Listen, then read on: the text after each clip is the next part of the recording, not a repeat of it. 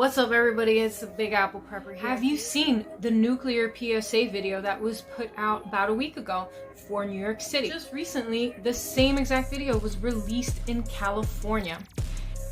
This is a screenshot of the ominous video that was put out. I want to give a New York perspective on what this means for us that actually live here. People giving their perspective that don't actually live here, it's kind of like a person that hasn't gone to the moon trying to explain what it's like on the moon. A person that has gone to the moon can really explain what it's like on the moon. So I want to explain and elaborate a little bit further about that video and my personal take on it. In a recent poll, 77% of New Yorkers answered that they are not prepared for a nuclear event.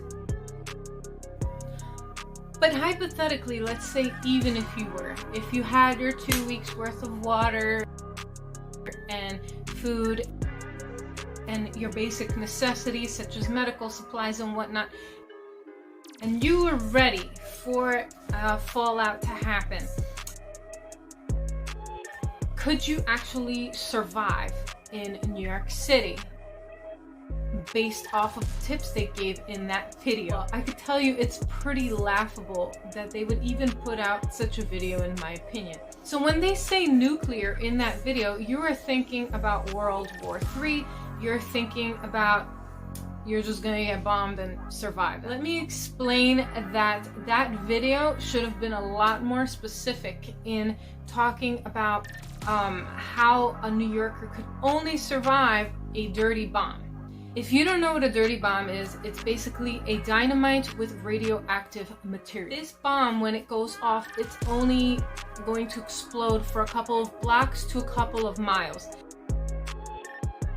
This you could survive if you lived in New York City, if you were ready to go and had your ducks in a row. A nuclear bomb, on the other hand, is 1,000,000 times more powerful. And this is not even me exaggerating. It literally is 1,000,000 times more power. The area that would be covered by a nuclear event in New York City would stretch about 40 to 45 miles. Which means that anybody that's within that range would likely get vaporized. And if you did survive, you would end up with a ton of burns, like first-degree burns. And their video fails to mention that. To give you guys a greater idea as to how that would look like and play out in New York City, I'm going to show you a map so that you clearly understand what I'm talking about. When we talk about New York City, we're going to be talking about this classic map here, right? This is the subway map that you can get for free when you come to visit New York City. But New York State itself is much, much bigger than this. When we look at New York State, right? This is where New York City is. Little tiny speck right there. Okay, that is New York City. This area right here is Long Island. We do not consider that the city. Anything above Yonkers is considered upstate. So this is all considered upstate. New Yorkers from New York City do not consider these people up here city folk. This is a different way of life. This is like mountains and farmland and lots of nice houses with space and acreages of land. So this is a different ball game than people who live here. A lot of people that live in New York City do not even drive because you don't need to.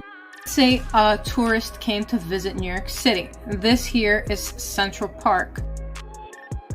But this area of Manhattan is where your tourists are gonna go. They're gonna go see the Statue of Liberty, Ellis Island, they're gonna go see One World Trade Center.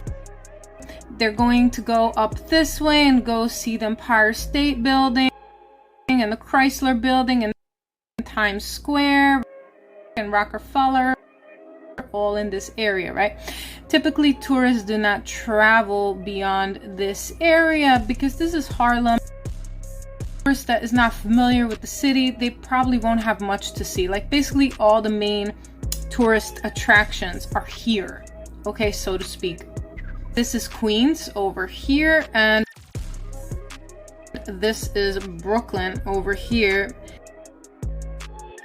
And then you have Staten Island, which you need a ferry to get to. And that is Bronx, which connects to Yonkers and Westchester and all of upstate. Now, typically the tourists stay over here. They might take the trains over to go to Dumbo or to Astoria or a little bit over here. Typically a tourist wouldn't bother to travel to Staten Island. So going back to what I was saying, if a nuclear event happened, I would assume that they would throw the bomb here where it's going to be the most amount of damage, where this is the heart of the city over here, lower than Central Park. So if they're gonna do something, they're gonna throw it here. Anybody that lives in the city, that lives over here, or even in Staten Island, this is all closer than a 45-mile range. This entire area of New York City would be wiped out. Even going back to my larger area, my map, driving from New York City to Montauk, I did it once and it took me 4 hours, I think, because I made probably a lot of pit stops and wrong turns and was driving in a heavy downpour. So just to give you guys an idea of perspective, driving from New York City to Montauk, that's about a 3-hour drive. We have 3 different types of trains in New York City. So this is the MTA. For any train that you take out of New York City going out this way, this is called the LIRR. And then we have a third type of train called the Metro North, which travels up this way. So those are your 3 different types of trains. The trains that most tourists are familiar with are going to be, this is what most tourists are going to be dealing with. You're not going to be dealing with the other ones because they're more expensive and they're going to places you don't really care to see in about a week or 2 that you're here. Most New Yorkers do not travel past this point of Yonkers. Most New Yorkers do not drive. If you take the train from New York City to Peekskill is about an hour. If you take it up to Poughkeepsie, which is your last stop, this is 2 hours, and there is no trains after this point. Everyone drives. So the fact that the city's emergency management agency made that video and wasn't specific that is just for a dirty bomb, not for a nuclear bomb, clear about letting people know, hey, you're not surviving this, because at the end of the video they're like, you got this. All right, you've got this. No, you don't, because where, like I said in a previous video, where are your fallout shelters? They're not stocked with food, they're not stocked with medicine, they're not stocked with the ability to contact the outside world after this event has occurred. They don't have personnel to manage the spaces. They're missing like different things from these shelters, fallout shelters. So it just doesn't make sense that you would tell people, oh, you got this. What are you gonna do with, you know, if someone's like severely burned? Like, where are you supposed to go with this person if there's no hospitals operating? How do you care for this person? Another thing to consider is a lot of New Yorkers live in apartments. Now, the thing with apartments is that the supers only have access to the basement a lot of times. And if you're going to survive a nuclear fallout, you need to be at least 10 feet underground so that you can survive this event. So if your super is the only one that has the keys and you don't have access to the basement, how the hell are you supposed to take shelter? Another thing I want to warn you guys about is when you prep and you do live in New York City, if you are making plans to survive a dirty bomb, do not have access to your basement without consulting your super.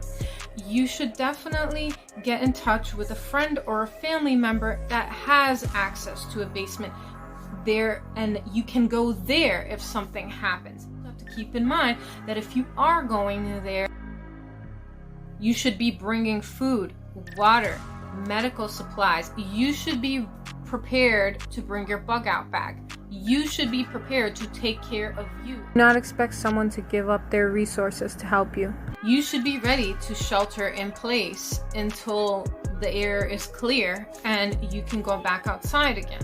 And that might take several days to a week, maybe 2 weeks, depending on how close you are to this dirty bomb. So that is something that you want to consider making plans for. So that is what you should do if you have to bug in. Now, if you have to bug out, don't forget to shut off your car's AC or any type of fans bringing in outside air. You want to remember to take your bug out bag, any emergency kits, any food, water, supplies, cash is a big one, and credit cards. Guys, don't forget to pull cash out of the bank. Seriously, this is not the time to be surviving off of credit cards and things like that. You need to have cash on hand because at any given day, things could collapse. You cannot make it to the bank in time. You have to wait in a ATM line that's like down the block to get some cash to buy you food or whatever. Thank you so much for watching, guys. I hope that this video has given you some insight for the people that do not have the option to leave New York City. Not everybody has a car, not everybody has a bug out location, not everybody is able-bodied, such as myself. Some people are not going to be able to evacuate, and this is how it would play out. We would all be vaporized. In essence, that video they put out, the PSA one, is for nothing. So I hope this video has helped you guys prepare a little bit more, at least if a dirty bomb does happen, that you do have an idea as to how to manage it. But if you do live in New York City and a nuclear event does happen, I will see you in heaven. Bye. Good morning, Dewey. How you doing, my friend? He's already looking more alive. Dewey made it through the night, and I'm actually surprised. But he's still with us, so that's good. Yes, you're sweet. I love you. He pooped a lot in his wing, so we're going to try to clean that right now. Really, you're gonna be so cute after this. You're gonna fly free with your little friends, and everything's gonna be okay, okay? Everything is wrapped up. I'm gonna change his sheets, and we're gonna put him back now and let him rest and keep you guys updated. We are in the middle of day 2, and he is still alive and going. Yeah, Dewey. Dewey! Hi, we're gonna clean you right now because you got poop in your wing. Look at that. A lot of poop in the wing. So if the bird isn't opening up its mouth, you kind of want to aim for this spot right here in this side of its mouth, at the side top. He's hiding his little face. He's so shy. Dewey, come on. Let's go. I'm gonna get you some more of your meds. You see he's drinking. His little throat is moving. So if the bird isn't opening its mouth, you can just do it at the top here. Just squeeze a little liquid. And he'll start drinking. You see that? Just go slow so you don't drown him. Everybody's rooting for you. Yeah.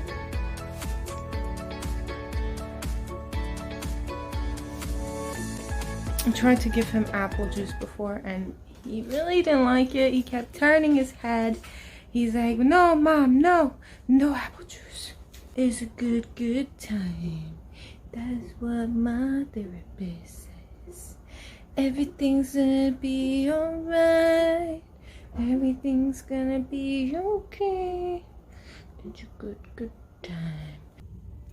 Make sure that you're giving the bird a nest-like feeling. So that's what I did, and that's why I put him in the corner, because he keeps flopping on his back. And when birds flop on their back, it means that they're going to go in a hypnotic shock.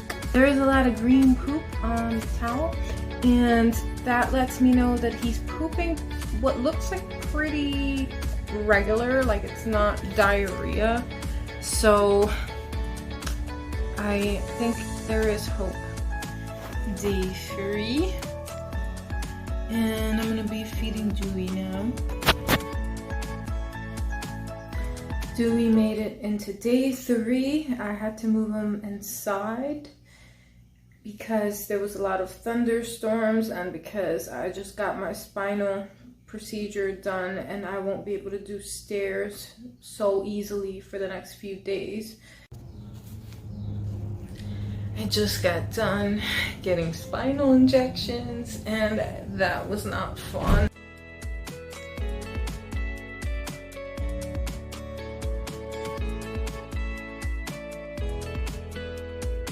And these are my bandages, so it's easier for me if he's just upstairs near me.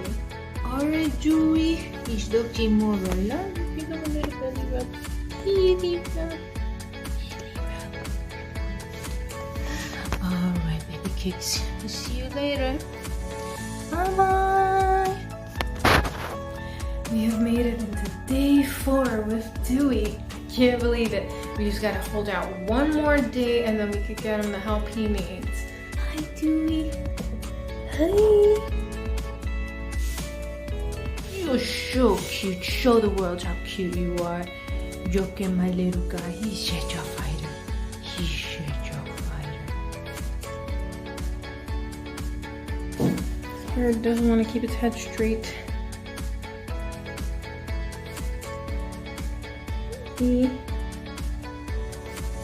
Right now we're gonna change Dewey's towel and clean him off.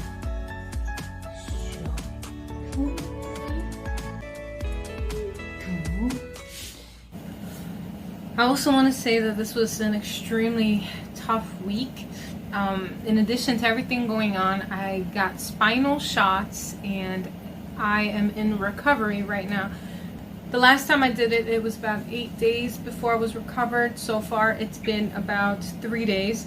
So I still have a bit of a way to go. I'm trying my best to get these YouTube videos up as consistently as possible. And in addition to that, I do have updates as to what happened to Dewey. So unfortunately, Dewey did not make it past this last video. He did pass away, and it was really tough.